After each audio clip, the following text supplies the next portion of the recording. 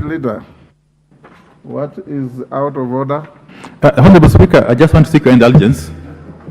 I've got certain issues I need to raise beforehand. Pardon?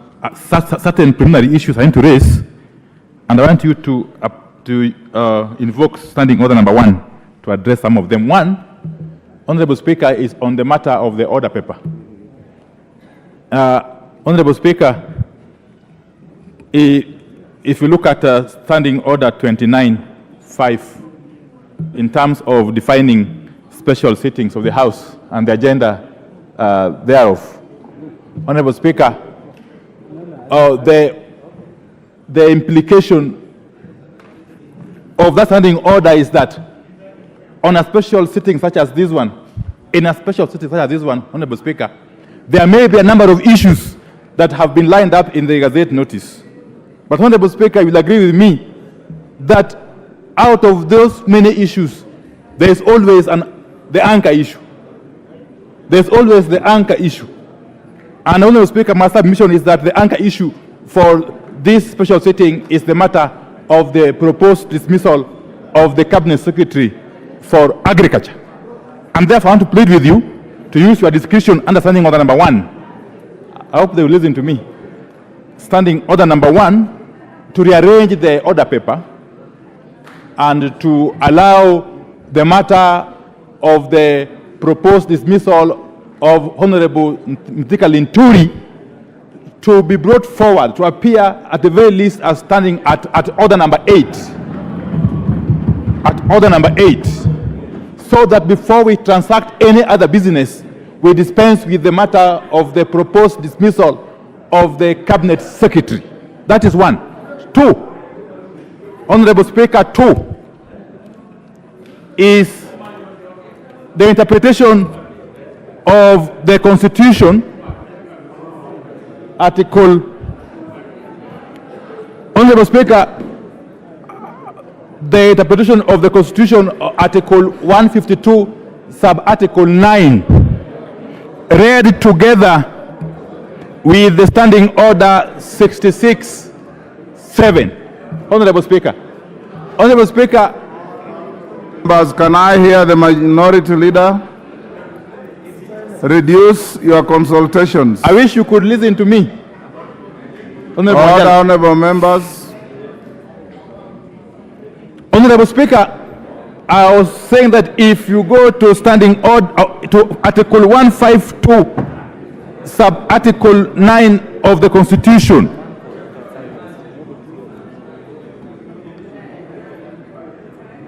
and for the avoidance of doubt, Honorable Speaker, it says if the select committee reports that it finds the allegations A, unsubstantiated, no further proceedings shall be taken, or B, substantiated, the National Assembly shall proceed in the manner prescribed. Honorable Speaker, I want to remind the House that Parliament can act on its own in the plenary or through its committees. Honorable Speaker, the select committee that is envisaged under Article 152 of the Constitution is one of such committees. The select committee is a committee of the House. Honorable Minority Leader. And as I conclude, you are actually out of order. Okay, I'm just concluding. You are out of order. I just want to plead with you, Honorable Speaker. Just 1 second, or 1 minute. Okay, take that 1 second, but you are out of order. That the Honorable Speaker, if you undertake a purposive interpretation of the Constitution, understanding orders, I want you to find that what is envisaged under Article 152, sub-Article 9, is that the decision of the Select Committee shall be subjected to the vote of this House. That whatever decision the Select Committee arrives at must be validated by the full House. That is the import of Article 152, sub-Article 9.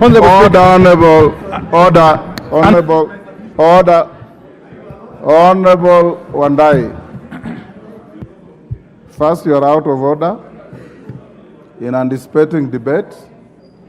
I did guide the House that I have been informed reliably that the report is ready. The report has not even been tabled. The Speaker has not seen it yet.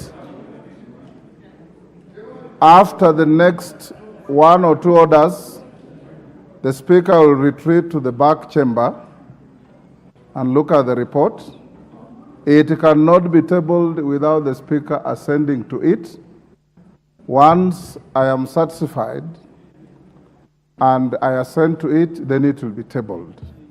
Secondly, that will be done within the next less than 1 hour. Secondly, and Guna, you are out of order in interjecting when the Speaker is on his feet. Secondly,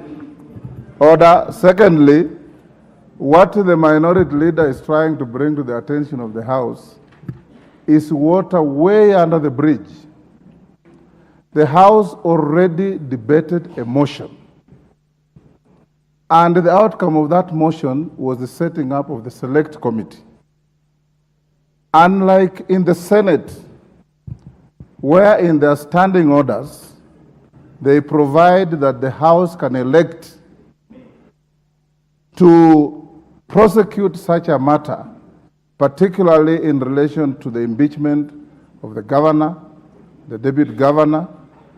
It may elect to prosecute that impeachment motion through a select committee of the House or through the House sitting as plenary. That provision is not available to this House. This House, what is available in your own standing orders, is to have a select committee, which we put in place. That is where the minister appeared with his lawyer, from what I was reading, and that is where the prosecution was conducted. Now, when the report comes to the House, if the matter is found by the committee to be unsubstantiated, it ends there, dead on arrival. If the committee says the matter has substance, then level 2 will now be the House to deal with a fresh motion, which at the end of the day will require a simple vote to uphold or to reject.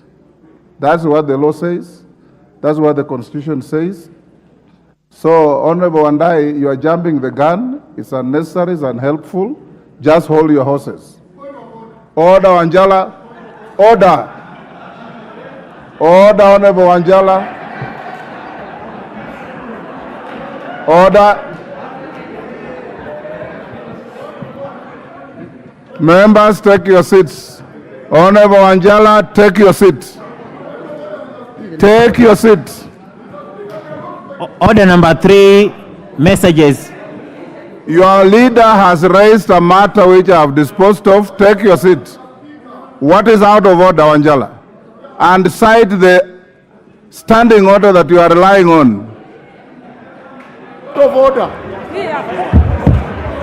Can you cite the standing order that you are relying on? Order, members. Mr. Speaker. Order, members. Mr. Speaker, you used the standing order to call us here today. Order, Honorable Angela, take your seat. You are getting into the realm of gross misconduct.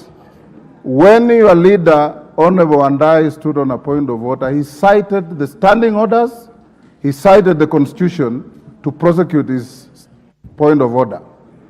What standing order are you relying on to say what you want to say?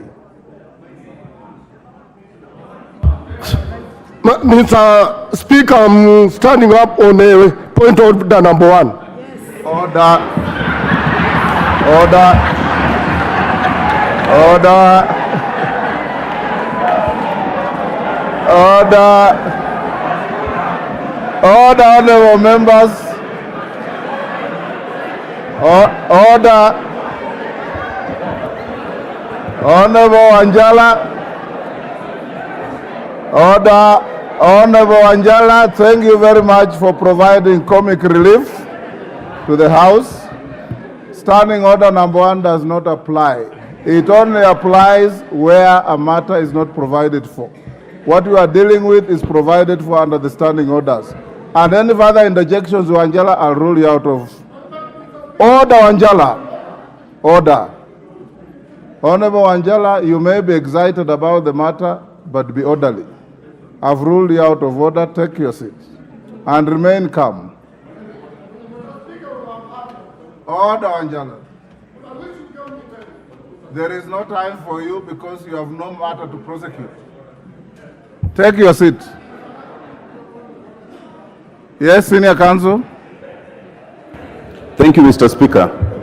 Mr. Speaker, I rise under standing orders number 1, number 66, and Article 152(9) of the Constitution.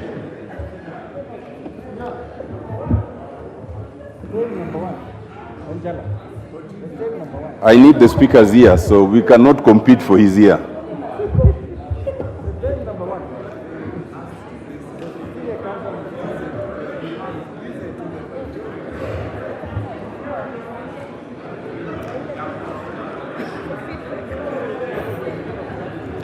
Mr. Speaker, I have cited...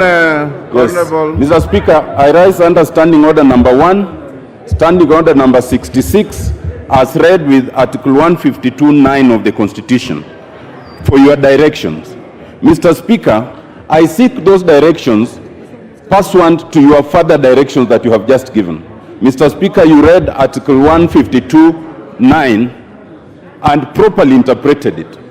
But Mr. Speaker, I'd invite you for a proper and thorough interpretation of 152(9) before the committee tables its report. Insofar as under 152(9), Mr. Speaker, A, it says if the select committee reports that it finds the allegations unsubstantiated, no further proceedings shall be taken. Mr. Speaker, I wish to invite, for the clarity of the House, the interpretation of the word proceedings, so that we would know how we react to the report by the committee. Mr. Speaker, without anticipating your direction, my understanding is that Article 152(9) actually mirrors the process of removal of a judge under Article 67. And the contemplation therefore, Mr. Speaker, would be that when the committee reports that they have found the allegation substantiated, then we proceed under 152(9)(b). But where they find it unsubstantiated, no further proceedings shall be taken, which means the proceedings contemplated in B, that is affording the Cabinet Secretary to appear before the House, and the question of voting will not be taken. But my understanding, Mr. Speaker, is that that by itself does not prevent the House from discussing or debating the report. What it does is to prevent the House from voting on the report. And therefore, Mr. Speaker, I'd urge you to give us a clearer interpretation of the word proceedings, and one that goes with the purposes of the Constitution, one that is permissive, because the House is entitled to debate the finding of the committee, including any improprieties that the committee may be engaged in. Thank you, Mr. Speaker. Order. Honorable Senior Counsel, your reading of the Constitution, your understanding of the Constitution, and your appreciation of the Constitution is in tandem with Mr. Speaker. Good. Thank you. Under Article 152(7), where you should have started, because I know you very well, you are a clever man, but you are reading selectively. It says, if a motion under Clause 6 is supported by at least 1/3 of the members of the National Assembly, which motion was supported by more than 1/3 of the Assembly shall, not may, shall appoint a select committee comprising 11 of its members to investigate the matter, which you did, right? The next level is now the reception of the report which you have quoted. As it is now, we have not tabled any report. So you are also jumping the gun. Once the tabling of the report is done, then the relevance of your argument comes into play. And then the discretion of the speaker will be called into place. Right? Thirdly, and for the avoidance of any doubt to all members, including Honorable Raphael Wanjala, standing order number 1 in our standing orders is not available to any member of this House. Whether it's majority or minority leaders, it's only available to the speaker. If you read your standing orders, and for avoidance of doubt, I wrote these standing orders with the late Honorable Godana. The late Honorable Godana, Julius Sunguli sitting there, and a few others. Standing order number 1 is only available to the speaker, not to any other member. It is not an escape route to anybody who doesn't grasp their standing orders. So let's leave it there. Honorable Otienda Amolo will get to that matter when we reach it. Order. Clerk, hold an order. That matter is spent. Let's move to the next order. Order number 3, messages.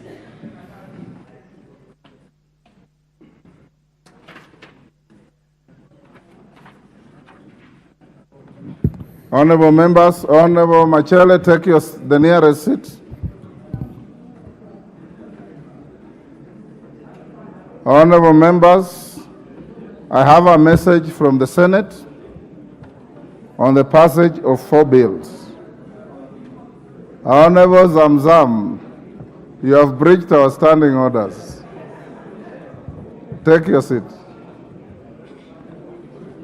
Honorable members, pursuant to the provisions of Standing Order 41-5, I wish to report to the House that on 2nd May 2024, I received 4 messages from the Senate regarding the passage of 2 Senate bills and 2 National Assembly bills. Order. Is that Honorable Member for Malava and Serisia? Keep your silence. Honorable Member, the first and second messages convey that on Thursday, 25th April 2024, the Senate considered and passed the County Boundaries Bill, Senate Bill number 6 of 2023, and the Sugar Bill, National Assembly Bill number 34 of 2022. The Sugar Bill was passed with amendments.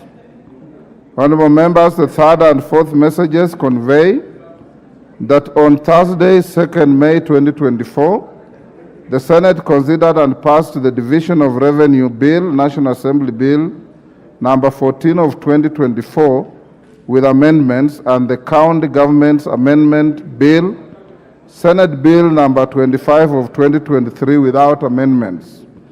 Honorable members, the County Boundaries Bill, Senate Bill number 6 of 2023, seek to give effect to Article 188 of the Constitution by providing for procedure for alteration of county boundaries. It also proposes to provide for a mechanism for resolution of disputes relating to county boundaries, as well as establishment of an independent county boundaries commission. On the other hand, the County Government's Amendment Bill, Senate Bill number 25 of 2023, seeks to amend the County Governments Act Cap 265 to raise the statutory thresholds for removal of a member of a county executive committee. In conveying the message regarding passage of this particular bill, the Right Honorable Speaker of the Senate has notified that the sponsor, Senator Samson Cherargei, MP, has nominated the member for Marakwet West, the Honorable Timothy Kipchumba Toroitich, MP, to co-sponsor the bill in this House. In this regard, the Honorable Toroitich will henceforth be responsible for marshalling its consideration in the National Assembly. Honorable members, with regard to the Sugar Bill, National Assembly Bill number 34 of 2022, I hereby direct the clerk to circulate the Senate amendments to the bill to all members as required by standing orders. In the meantime, the message from the Senate, together with the schedule of the Senate amendments, shall stand referred to the Departmental Committee on Agriculture and Livestock for consideration. Honorable members, in order for the House to commence consideration of the two Senate bills, I further direct the clerk to schedule the bills for first reading when the House convenes next for its regular sittings. Thereafter, the two bills will stand committed to the Departmental Committee on Justice and Legal Affairs for consideration. I urge the two committees to prioritize the respective bills, refer to them, and report to the House as soon as is practicable to enable the House to proceed with the next stage of the bills. Honorable members, with respect to the two National Assembly bills, that is the Sugar Bill 2022 and the Division of Revenue Bill 2024, you will recall that the National Assembly passed the two bills on 27th September 2023 and 20th March 2024 respectively, following which I refer the bills to the Senate for consideration pursuant to the requirements of Article 110(4) of the Constitution. As part of the bicameral architecture of our legislative process on bills concerning county governments, the House is now required to consider the Senate amendments to the two bills. Honorable members, passage of a division of revenue bill ought to be done expeditiously and within the statutory timelines in order to allow the attendant steps in the budget-making process. In this regard, and in line with the resolution of the House of 14th February 2024 regarding processing of messages received from the Senate during the short and long recesses, through notification number 001 of 2024 dated Monday, 6th May 2024, I refer the Senate amendments to the Division of Revenue Bill 2024 to the Budget and Appropriations Committee as soon as I received it. The committee is expected to have concluded consideration of the Senate amendments and should table its report today to facilitate consideration of the business listed as order number 10 in today's order paper. As I have communicated earlier, this particular business has a statutory timeline and must be dealt with. The House is accordingly guided. Next. Order number 4, petitions. Order number 5, papers.